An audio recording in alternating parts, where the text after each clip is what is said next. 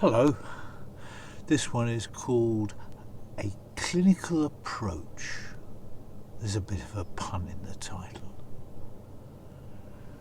It was the downstairs clinic that week.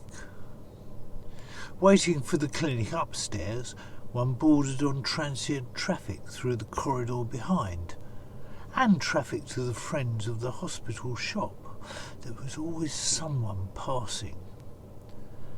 Down here, apart from the occasional staff carrying sheaves of files, anyone who exited the lift was a patient and sat down in the small waiting room. Keeping half an eye on the lift was a good idea. As soon as people sat down, it was like being in the cinema. One would have to turn around to look at them. As people walked through to you from the lift face on, there were a few moments when it was perfectly normal to look up. Just a glance. Everybody was aware of everybody else. It triggered very singular emotional response. This forced intrusion into each other's private space, like being on the rush hour in the tube, but not quite as strong. She wondered if people from service backgrounds would cope differently, used to communal living and order, unintimidated, and fell to imagining the sort of conversation that might be offered by a soldier, a sailor, a corporal, a major, different types, different ranks. The click of arrival came before the lift doors opened. Time to look up in case it was a terrorist with a Kalashnikov or the zombie apocalypse. It still wasn't. What would she do differently if it was? Scream, probably. The new arrival walked from the lift. Good looking, even features, good mouth. That's important. Don't be daft. He's of no importance to you, or you to him.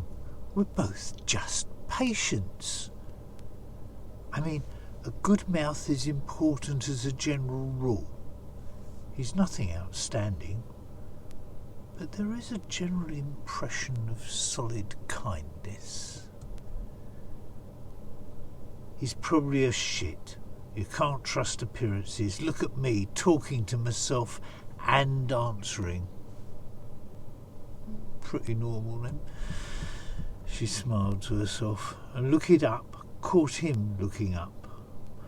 Becoming aware, he went back to the notebook in his lap, reading through, editing and writing, and she half-heartedly returned to Jane Austen. Pages turned very slowly. As in Claire Gubb, time passed. Patients arrived and were called. It was curious to learn people's names. The waiting area emptied. They were almost alone now. He'd taken a page from the notebook and drafted something on it, then, dissatisfied, rewritten it. She couldn't help but be curious. It was obviously separate from his previous project. His uncertainties agitated him in a different way. There was personal involvement, she was sure. A bereaved relative, a new relationship. The recipient, and she was sure there was one, would be one end or the other of the familiarity spectrum. Which she couldn't tell, but she saw this was intended for a different class of reader. She felt herself vindicated when he produced an envelope and a sheet of paper from his bag. made a fair copy to the sheet of paper, folded it carefully and put it in the envelope, which he licked in the old-fashioned way. Then he looked thoughtful, hesitated as though he had only just become aware of her, leaned forward. "Excuse me, I wonder if I might ask a favour." He was reaching into his pocket and taking out his wallet. She wondered what was coming. "Do you think you could do me the favour of addressing this for me?" he said, taking a stamp out of his wallet and affixing it.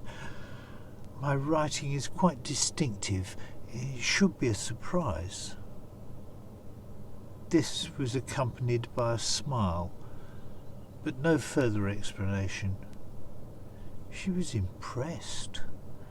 He even had a stamp. And caught by indecision, she agreed.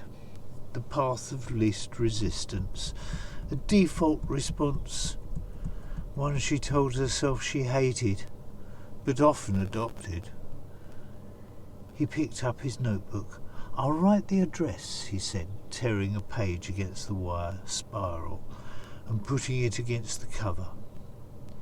He wrote quickly in block capitals. Ms. A. Smith, Flat 4, Collinson Buildings, Walton-on-Thames. She copied it out and he recited the postcode to her. "Quite near me," she said, and then blushed. "Well, Woking, not that close," and then dried up, consumed by embarrassment.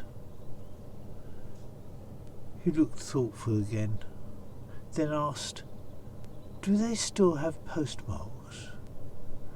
Would you mind dropping it in a letterbox for me?" It was at that moment the nurse appeared and inquired, "Mr. Martin Davis," and then whisked him off into the consultation room behind her, leaving her with the envelope and the scrap of notepaper. Her turn soon followed. By the time she escaped back to front of house, the rest of the audience had left. Only the cleaner remained, mopping the floor for the morning's clinic. She skipped around the wet patch, gave a reciprocated "good night," her acknowledgement and effort not to leave footprints appreciated, then into the busy city evening. Curiosity plays on the mind. Ms. So unrevealing. Probably not a child, possibly a teenage niece, a lover, a client in some unusual business, an enemy, a friend, a victim, or a tormentor. All it revealed was a woman. The address would have been remembered, even without that notebook scrap. Curiosity aids memory. It was a week before, by chance, she found herself in Walton long enough for even the slowest postal delivery.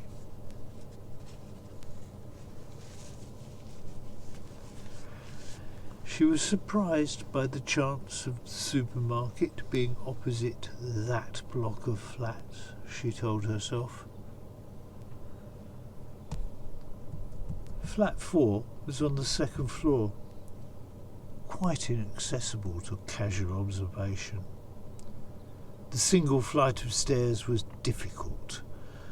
The positive response required to raise a knocker would have defeated her. Reflecting that bells rarely worked, she pushed the harmless white button and heard the sound within. She should have known. A man organised enough to have an envelope and a stamp would have a working bell.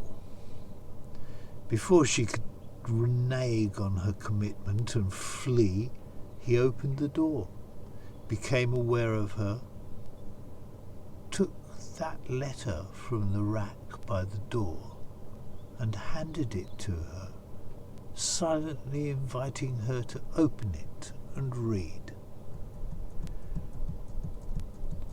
Please excuse the presumption this letter is to you. I do not know your name. It struck me that the most likely possibility is you are a smith. You do not wear a ring, but that may not mean you are unattached, so Ms. It would be awkward to make up an appropriate... It would be awkward to make an approach here in the waiting room, where we might have to endure each other's company for some time. It would be remiss to do nothing. I shall try to give you this to post. The desire to ensure you are not colluding with the immoral may prompt you to inspect the contents. Otherwise, I am hoping simple curiosity will bring you here. I would like to know you better. Yours, Martin. Thank you. By the way, in case you're wondering, I walked into a shelf. Bye-bye.